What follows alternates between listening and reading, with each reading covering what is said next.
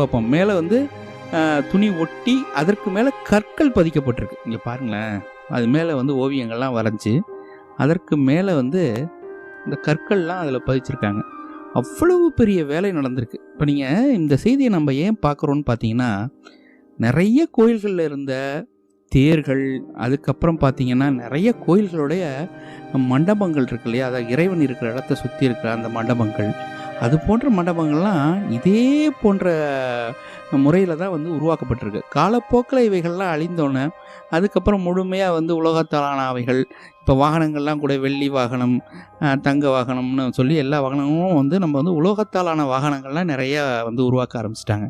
ஆனால் ஆரம்ப நிலையில் இருந்த வாகனங்கள் இந்த கலை சார்ந்து தான் இருந்திருக்கு.